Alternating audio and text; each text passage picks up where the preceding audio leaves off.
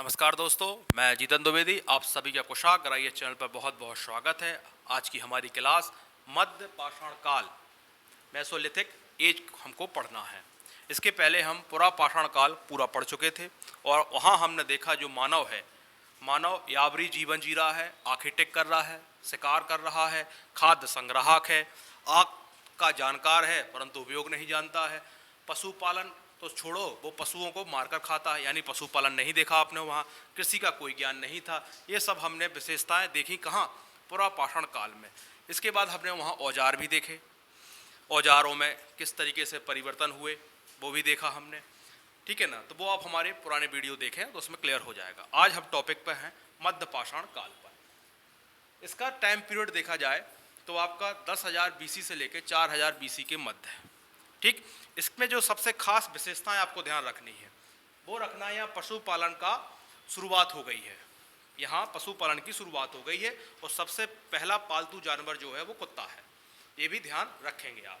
इसके बाद यहाँ के मानव शवाधान पद्धति से भी परिचित है। यहाँ आप देखेंगे जो स्थल मिलेंगे हमें अभी, आप दमदमा हुआ, सराय नहर हुआ, है ना, महदवा हुआ, तो यहाँ हमें कई समाधान मिले हैं। समाधान मतलब हमें यहाँ सब जमीन के अंदर गड्ढे में गड़े हुए पाए गए हैं, तो उस पर भी चर्चा करेंगे हम। इसके बाद यहाँ को इस काल को दो नामों से और जाना जाता है। एक तो इसको संक्रमण काल कहा जाता है।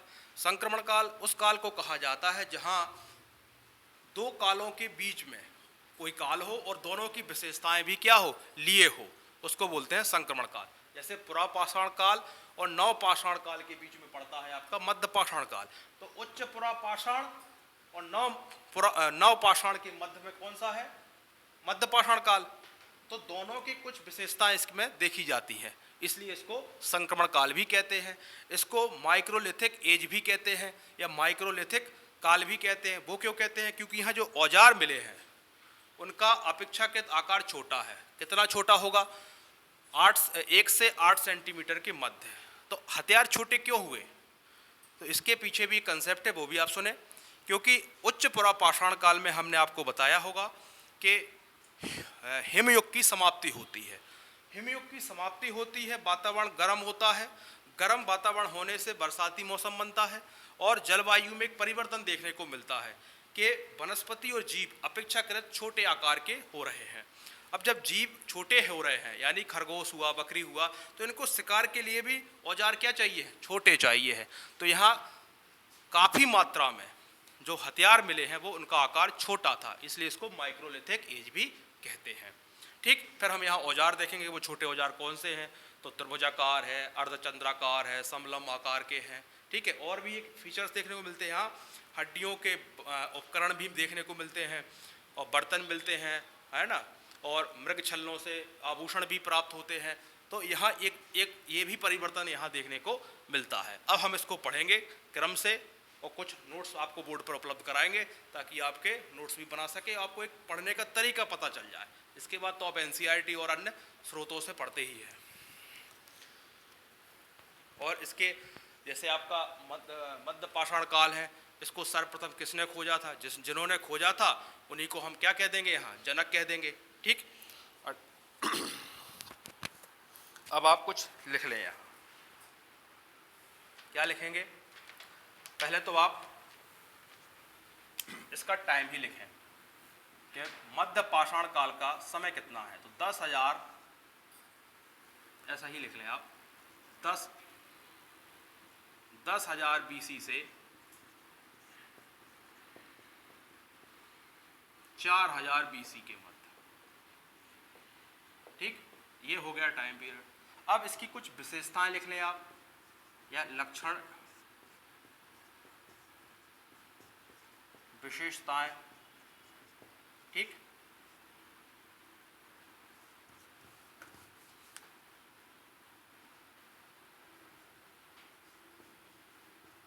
लक्षण विशेषताएं,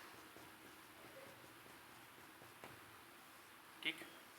पहली विशेषता यहाँ है पशुपालन की शुरुआत हुई है यहाँ, और इसके पहले वाले काल में क्या देख रहे थे आप, पशुओं को मारकर खा जा रहे थे। पशुपालन की शुरुआत हुई है। पशुपालन की शुरुआत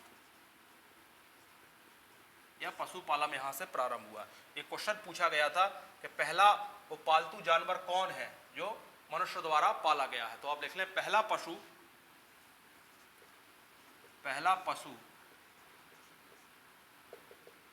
कुत्ता है। ठीक। दूसरा फैक्ट यहां देखा जाए तो यहाँ के जो मानव हैं वो समाधान पद्धति से भी परिचित हो गए थे, यानी अपने लोगों को वो जमीन में गाड़ देते थे और उनके साथ कुछ उनकी प्रिय वस्तुएं या बर्तन भी साथ में रखते थे। तो क्या लिखोगे आप यहाँ, यह लोग शवाधान, अभी हम इस पर भी चर्चा करेंगे कि पैर किस साइड होता है और वो चौकोर होता है, गोलाकार होता है, अंडाकार होता है, सब पे चर्चा करेंगे। अभी तो आप इसको लिखें, यह लोग समाधान पद्धति से परिचित थे, पद्धति से परिचित थे। अच्छा, वहां आग का ज्ञान था, प्रयोग बिल्कुल नहीं जानते थे। यहाँ प्रयोग प्रारंभ होना चालू हुआ है क्योंकि ये संक्रमण काल भी है, कुछ विशेषताएं नवपाषाण काल के भी लिए हैं और नवपाषाण काल में आग का प्रयोग भरपूर मात्रा में किया गया है। यानी जानवरों को पहले कच्चा खाते थे, फिर उनको पका के खाने लगे, फिर उनको अपने सुरक्षा के लिए जला के भी रखते, यानी उजाला, जैसे उनके अपने जहाँ वो निवास करते हैं उसके आसपास कहीं आग जला के भी वो रख देते थे ताकि अन्य जानवरों से उनकी सुरक्षा हो सके। क्या लिखेंगे आप, आग का प्रयोग भी प्रारंभ हुआ। ठीक, ये कुछ उसकी विशेषता होगी। एक चौथी चाहो तो और लिख ले आप, अभी तक जो औजार बन रहे थे वो आपके पत्थरों से बन रहे थे। आपने देखा है क्वार्टजाइट चट्टाने, है ना, फिर आपने देखा चार्ट हुआ, स्पर्ट हुआ, तो सब देख रहे थे आप। तो यहाँ पत्थर की बन रहे, पत्थरों के प्रकार है वो। तो यहाँ क्या हुआ, हड्डियों के भी बर्तन या उपकरण या औजार बनने लगे। तो यहाँ लिखेंगे हड्डियों के उपकरण, आभूषण और औजार भी देखने को मिलते हैं।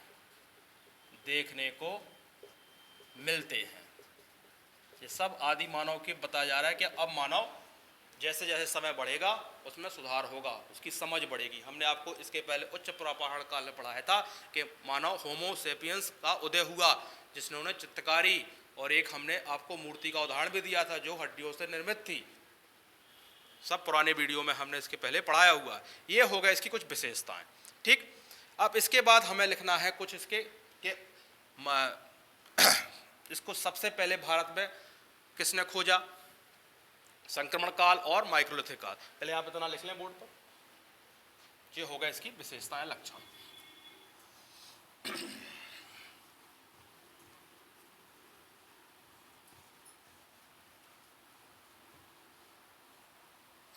अब लिखें अगला पॉइंट, इसे संक्रमण काल, इसे संक्रमण काल भी कहा जाता है।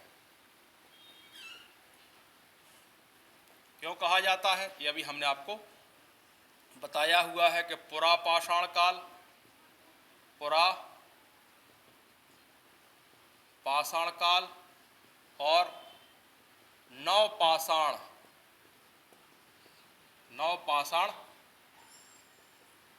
काल के मध्य है। मध्य है इसका मतलब इन दोनों की कुछ विशेषताएं रखें, बाकी उच्च पुरापाषाण काल लिखा जाए तो ज्यादा अच्छा है।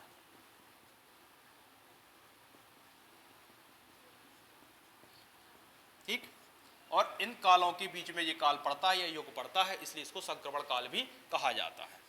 इसके बाद इसको माइक्रोलिथिक एज भी कहते हैं। तो क्या लिखोगे आप, इसे माइक्रोलिथिक्स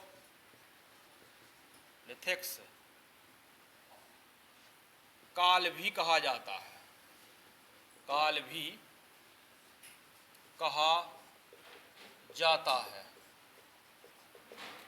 कहा जाता है। क्यों कहा जाता है? क्योंकि यहाँ सर्वाधिक जो हमें औजार दिखे मिलते हैं 1 से 8 सेंटीमीटर के सर्वाधिक औजार मिलते हैं, सर्वाधिक औजार मिले। और सबसे पहले औजार किसे मिले? तो आप लिख लें कि भारत में मध्य पाषाण काल के क्या, ऐसा लिखें आप, या 1867 में CL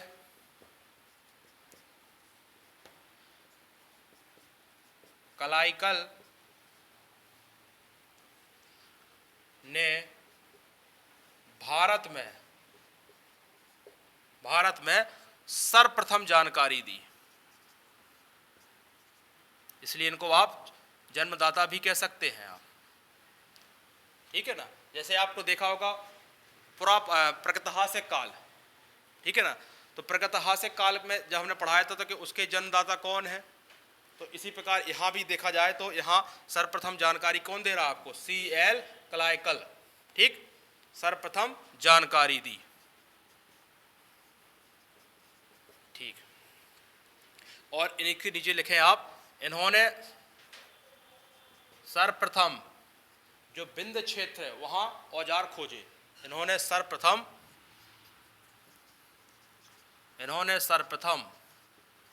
बिंद क्षेत्र में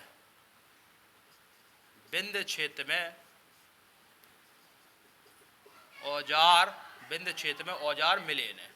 और वो औजार कैसे मिले?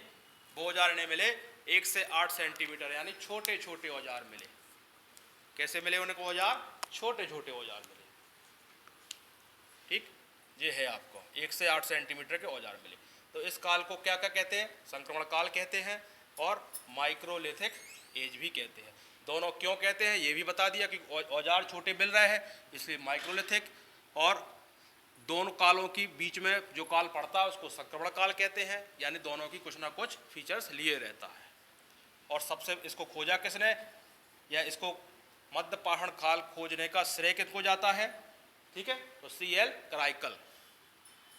अब एक कंसेप्ट है वो आप नोट में लिख लें कि यहाँ छोटे औजार क्यों उपयोग में हो रहे हैं। अभी तक आप देख रहे हैं औजारों का साइज बड़ा है, ठीक है ना, तो यहाँ क्यों है वो आप लिख लें, आप नोट में उसको लिख लें। फिर इसके बाद हम औजारों को पढ़ते हैं और उन स्थलों को पढ़ते हैं जहाँ से ये हमें प्राप्त हुए हैं, क्योंकि एग्जाम में तो आपसे स्थल ही पूछे जाएंगे। और ये पूछा जाएगा माइक्रोलिथिक एज किस काल को कहते हैं, संक्रमण काल कौन सा है।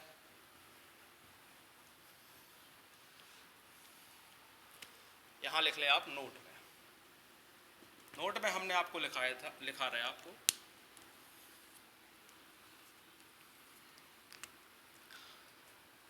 उच्च पुरापाषाण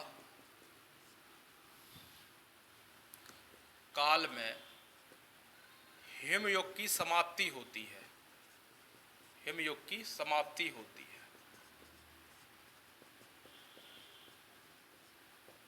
ठीक है। जब हिमयुग की समाप्ति होती तो क्या होता है? गर्मी अधिक हुई तो मौसम कैसा हुआ या वातावरण कैसा हो गया? बरसाती मौसम हुआ, बरसाती जलवायु हुई, या बरसाती क्या हुआ? बरसाती या बरसाती हो गई, आप लिख लिया। गर्मी अधिक और ऐसा लिख लें आप, बरसाती हो गई। इन दोनों से क्या हुआ? जलवायु में परिवर्तन आया, जलवायु में परिवर्तन हुआ। और परिवर्तन कैसा हुआ? वनस्पति प्लस जीव के आकार अपेक्षाकृत छोटे हुए। जब जीव ही छोटे हुए तो औजार भी कैसे होंगे? छोटे होंगे। इसलिए इस छोटे हुए जिससे औजार भी छोटे हुए,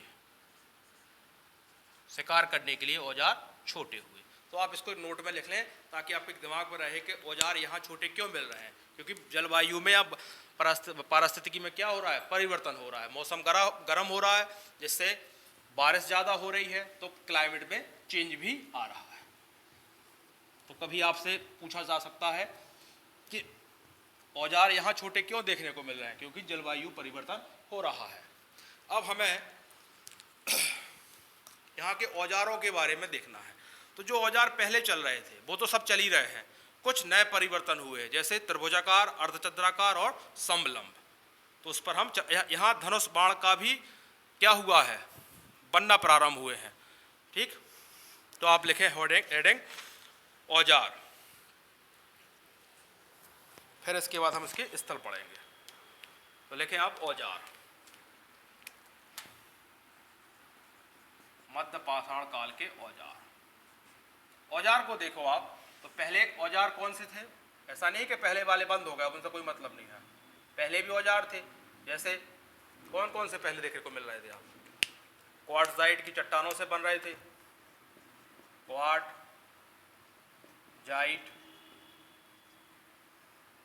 जस्पर, चर्ट, फ्लिंट, है ना, कैल्सी, डोमनी। ठीक है, और अब नए कौन से आ गए हैं? क्योंकि अब जानवर छोटे हो रहे हैं, आकार छोटा हो रहा है, तो औजार भी क्या हो रहा है, कैल्सी डोमनी है ये, कैल्सी डोमनी। अब नए जो यहां चल रहे हैं इनको क्या बोलेंगे? अब औजार छोटे, पहले ऐसे चल रहे थे, अब औजार कैसे हो रहे हैं? छोटे। अब औजार छोटे, अब औजार कैसे हो रहे हैं? छोटे। तो छोटे में पहला पढ़ेंगे आप त्रिभुजाकार, जैसा नाम है वैसे ही औजार है, त्रिभुजाकार इस टाइप से, जिसके 3 नोक बनाई गई हैं और इसको फेंक के मारने का है, कहीं कोई ना कोई हिस्सा जानवर को लग जाए।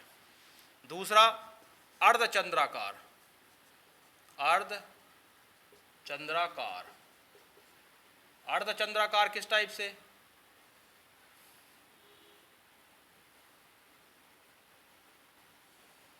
इस टाइप से, जैसे फेंक के मारने के लिए। और देखें आप, एक है आपका समलंब,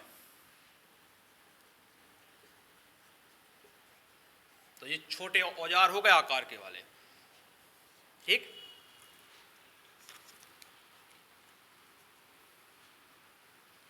इसको देख लें आप, ये हो गया आपका समलंब। तो ये हो गए आपके छोटे औजार, और ये जो आपके साइड लिखे हैं ये क्या थे? सब आपके पुराने औजार। और देख लें स्फटिक थे। ठीक है, याद। तो ये होगा जो पहले चल रहे थे, और अब मध्य पाषाण काल में ये औजार चल रहे हैं, क्योंकि जानवर छोटे हो गए हैं। यही आप एक लिख लें इंपॉर्टेंट पॉइंट, यहाँ पर मतलब मध्य पाषाण काल पर, यहाँ पर प्रक्षेपात, क्या लिखेंगे आप? यहाँ पर प्रक्षेपात तकनीक का विकास हुआ, तकनीक का विकास हुआ। अब प्रक्षेपात समझने के लिए आप लिखें धनुष बाण का, ठीक है ना, जो सैटेलाइट जाती है, वही वाला सिद्धांत। यहाँ लिखेंगे धनुष बाण का, या धनुष बाण का विकास, या तीर कमान भी लिखे तो ज़्यादा सही है। तीर कमान ही लिख दिया आप, धनुष बाण अजीब सा लग रहा है। तीर कमान का विकास हुआ है, तीर कमान का विकास। ठीक, तो ये पूछा जा सकता है। बाकी हम लिखा ही चुके, हड्डियों के उपकरण, बर्तन वगैरह भी यहाँ बनते थे। अब हमें क्या पढ़ना है यहाँ? अब हमें पढ़ना है यहाँ प्रमुख स्थल। तो अगली हेडिंग डाल लें यहाँ मध्य पाषाण काल के प्रमुख स्थल।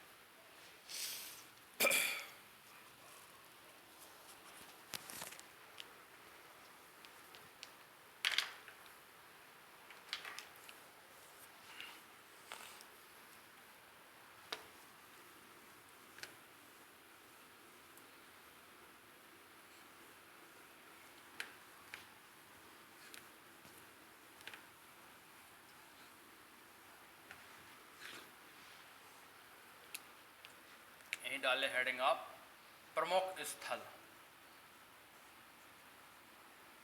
यही पूछे जाते हैं। जैसे हमने आपको वहाँ पुरा पाषाण निम्न सबके स्थल बताए हैं, तो इसके भी स्थल आप लिखें। एक उत्तर प्रदेश का जिला है प्रतापगढ़, यूपी, वहाँ 3 जगह बड़ी फेमस हैं और वहीं सबसे पहला मध्य पाषाण काल का साक्ष्य मिला है और सर्वाधिक भी वहीं मिले हैं। तो लिखना है आपको, ऐसा लिख लें आप, प्रतापगढ़ यूपी, यहां है वो 3 स्थल। तो पहला स्थल कौन सा है इसी जगह पर? नंबर 1 पर लिखेंगे आप सराय नहार, ठीक। और ब्रैकेट में क्या लिखेंगे यहां? सबसे पहला साक्ष्य, यानी प्रथम साक्ष्य कहां मिला है? यह मिला है। सबसे प्राचीन लिखेंगे यहां, सबसे प्राचीन मध्य पाषाण काल का साक्ष्य, ठीक है। मिला क्या है यहाँ मिले हैं 37 नरकंकाल मिले हैं और वो छत विक्षित अवस्था में मिले हैं, जिससे ऐसा लगता है कि यहाँ कोई बाह्य आक्रमण हुआ हो या आपस में ही क्या हुआ हो, या कुछ सामूहिक नरसंहार भी लगता है, या आपस में ही या कुछ या कत्लेआम हुआ हो। तो 2 चीजें यहाँ समझ में आती है कि सामूहिक नरसंहार हुआ हो या बाह्य आक्रमण हुआ हो। तो यहाँ मिला क्या है? यहाँ मिला क्या है? यहाँ मिले हैं आपके 37, पूछा गया है जो अब लिखा रहे हैं हम सब, 37 नरकंकाल, और किस अवस्था में मिले हैं? छत विक्षत अवस्था में।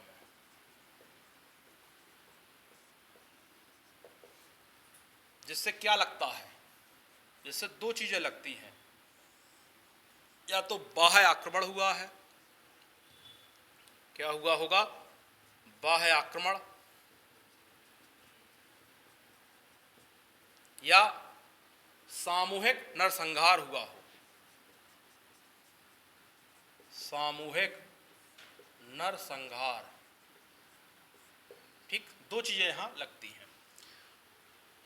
पूछा क्या जाएगा आपसे? 37 नरकंकाल कहां मिले हैं, या पहला सबसे प्राचीन या सबसे पहला, तो मध्य पाषाण काल का यही मिला है, ठीक है। और क्या मिला है यहां? 4 नरकंकाल एक साथ दफनाए गए हैं, यानी कब्र एक है और उसमें 4 एक साथ दफनाए गए हैं। तो इसको आप लिख लें, क्या लिखोगे आप? 4 नरकंकाल एक साथ दफनाए गए हैं, या एक साथ दफनाए गए होंगे। 4 नरकंकाल एक साथ दफनाए, ठीक है। और क्या मिला है यहाँ? 8 गर्त चूल्हे मिले हैं, यानी जमीन के अंदर गर्त, चूल्हे का मतलब जमीन के अंदर निवास करते हैं ये लोग, तो वहाँ चूल्हे मिले हैं। जब तो यहाँ लिखाया गया है कि आग का प्रयोग भी यहाँ प्रारंभ हो चुका था। पुरा पाषाण काल में आग की जानकारी थी परंतु उसका उपयोग नहीं जानते थे, तो यहाँ प्रारंभ हुआ। तो लिखेंगे 8 गर्त चूल्हे। अभी और क्लियर करेंगे इसको हम आगे चलकर। 8 गर्त चूल्हे। अच्छा, 8 गर्त चूल्हे यदि आपको जमीन के अंदर मिल रहे हैं, आवास, गर्त मतलब जमीन के अंदर रहते हैं, तो इससे क्या समझ में आता है आपको? 8 चूल्हे बने हो किसी घर में जमीन के अंदर, तो क्या लगता है आपको? इससे ये पता चलता है कि यहाँ के लोग समूह में रहते होंगे या सामूहिक फैमिली होगी, ठीक है, एकल फैमिली नहीं होगी। तो आप चाहो तो लिख सकते हैं सामूहिक रूप से निवास करते थे, सामूहिक रूप से निवास करते थे।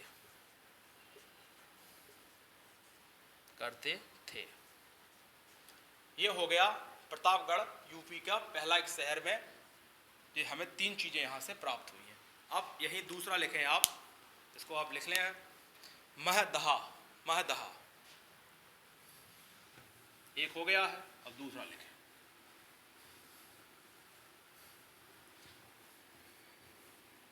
ये लिखाया जो भी है सब एग्जाम में रिपीटेड हो चुका है।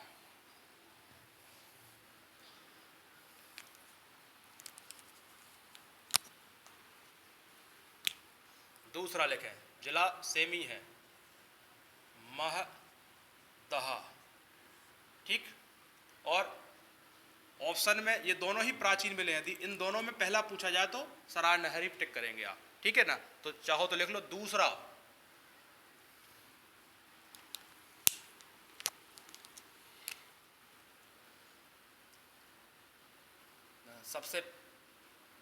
सबसे प्रथम, या यहां लिख ले दूसरा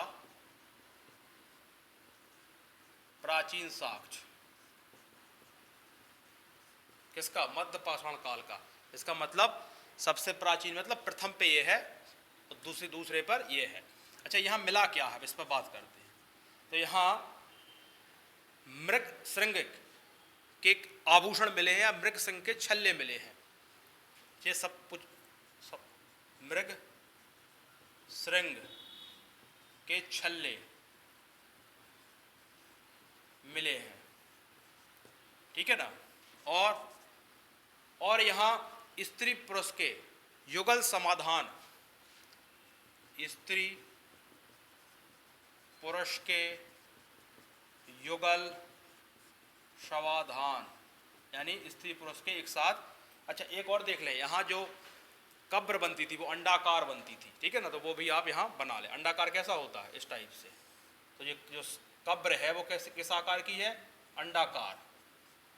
और यहाँ स्त्री पुरुष के एक साथ क्या मिले हैं, सब मिले हैं, तो ये भी आप इसमें लिखेंगे। अच्छा एक और फैक्ट चाहो तो लिख ले, यहाँ जो समाधान मिले हैं उसमें ये हो गया पूरब और ये हो गया पश्चिम। तो जो पैर हैं वो किस साइड देखने को मिल रहा है हमें, पूरब साइड। पैर पूरब साइड है और सिर पश्चिम साइड है। क्लियर, बस। और यहाँ भी गर्द चूल्हे ये सब चीज़ें यहाँ भी मिली हैं। तो दो चीज़ें हो गई प्रतापगढ़ में। अब एक और लिखेंगे आप, दम दमा। यहाँ 41 नरकंकाल मिले।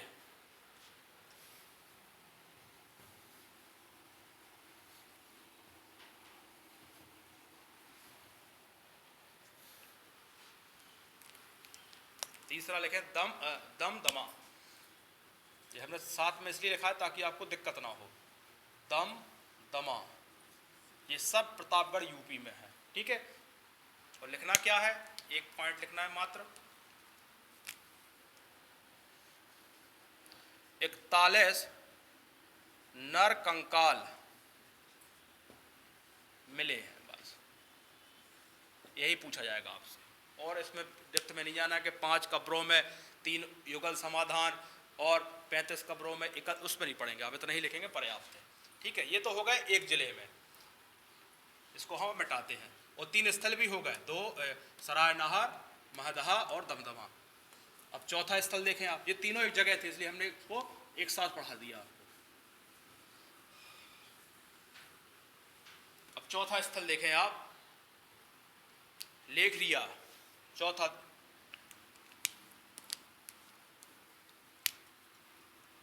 स्थल है आपका लेखरिया। इसको लेखरिया भी लिखा जाता है कई जगह, और कई जगह आपको लिखैया भी मिलेगा देखने, तो आप कंफ्यूज नहीं होंगे। लिखैया। अच्छा यहाँ मिला क्या है, यहाँ 17 नरकंकाल मिले हैं। क्या मिले हैं, वहाँ 41, तो यहाँ 17 नरकंकाल।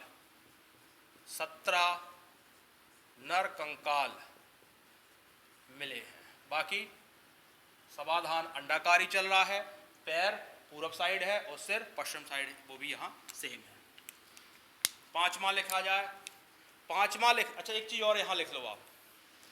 एक जिला है मिर्जापुर, वहाँ 3 जगह हैं। जैसे यहाँ प्रतापगढ़ में 3 जगह थे, वहाँ 3 जगहों पर यहाँ चित्रकारी के भी कुछ इनके साक्ष्य मिले हैं। तो आप चाहो तो यहीं ब्रैकेट में ही लिख लें आप, मिर्जापुर जिला है यूपी, और 3 जगह हैं वहाँ। एक तो आपका यही है लिखैया,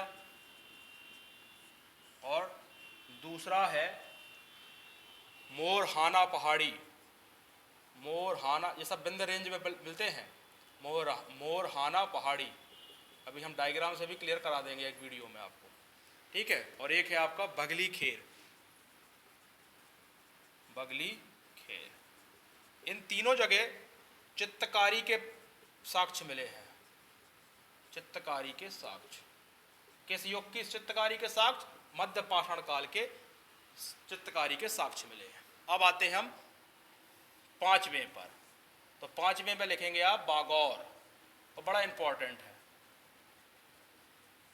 बागौर कहाँ पड़ता है? तो बागौर आपका पड़ता है राजस्थान में, भीलवाड़ा जिला में। यहां लिखें आप थोड़ा सा दूर में, तो दिखे आपको सही से। बागौर, भीलवाड़ा,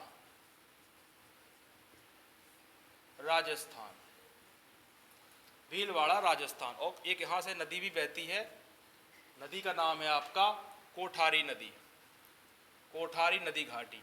जहाँ भी आपको आदि मानव के जो साक्ष्य ज़्यादातर मिलेंगे वो नदी घाटी में मिलेंगे। नर्मदा घाटी, नदी घाटी, आपका बोलन नदी घाटी, सोहन नदी घाटी, है ना। तो ये सब आपको नदी घाटी के आसपास मिलते हैं। वहाँ क्यों मिलते हैं? एक तो वहाँ भोजन सुविधाजनक है, मछलियाँ हैं और पानी की व्यवस्था है, और वहीं खोए होती है। खोए मतलब नदी के किनारों पर चट्टानें होती जहाँ रहने का आवास ही बन जाता है उनका, ठीक है ना। तो क्या वो लिखा हमने? कोठारी नदी घाटी। तो यहाँ मिला क्या है? यहाँ सबसे पहला पशुपालन के साक्ष्य मिले हैं। अच्छा, पशुपालन में जंगली और पालतू दोनों ही मिले हैं। तो प्रथम की बात पूछी जाएगी कि प्रथम पशुपालन के साक्ष्य कहाँ मिले हैं? तो बागौर में। और दूसरी जगह एमपीपीएससी वाले ध्यान से सुन ले, वो है आपका आदमगढ़, होशंगाबाद जिला।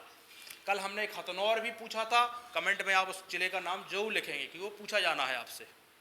क्या लिखाना है हमें यहाँ? हाँ, क्या मिला यहाँ? यहाँ पशुपालन के प्राचीनतम साक्ष्य मिले हैं, प्राचीनतम साक्ष्य मिले हैं,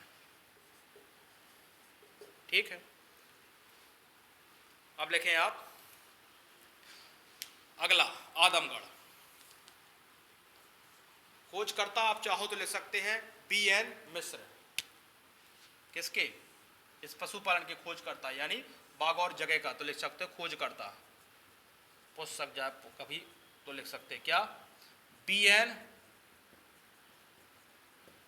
मिश्र, ये हो गया खोजकर्ता।